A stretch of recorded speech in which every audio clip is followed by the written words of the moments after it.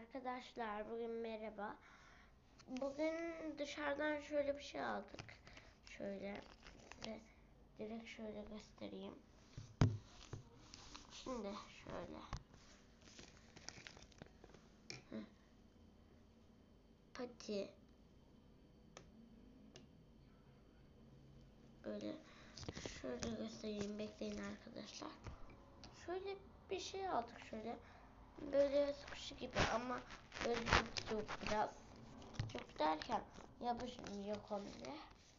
Biraz yapışkan ama gidiyor bakın. Bak yapıştı gitti. Çok fazla yapışkan değil. Sıkışı gibi. Böyle sıkıyoruz onu çok güzel. Böyle bunlar kendi sesleri alırken içinde vardı.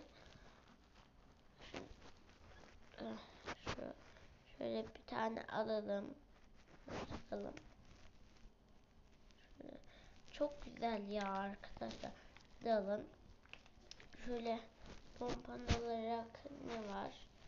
Şöyle hangi renkler var? Sarı var, mavi var. Sonra beyaz var. Şöyle. Arkadaşlar inanamıyorum. Size net olarak bir göstereyim. Netlesin bir telefon.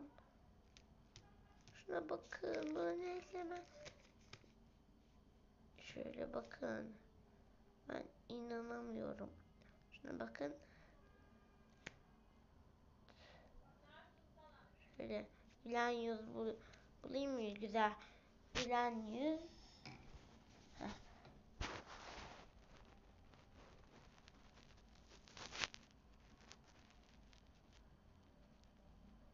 Gülen yüz.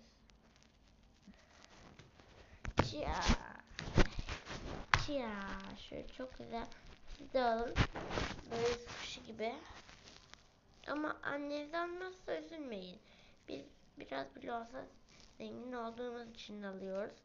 Ama bizim de biz nasıl diyeyim?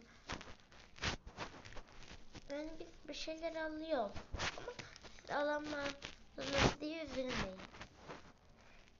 İzleyerek mutlu olun. Ben bazı şeyleri kıskanıyorum ama elimde onlardan daha fazla şey olabiliyor. Ya da daha az. Gene de üzülmüyorum. Elimdekilerle oynuyorum. Elimdekilerle geçiniyorum. Zaten bir sürü oyuncağım var benim ama gene de bunu da aldım. Bay bay arkadaşlar.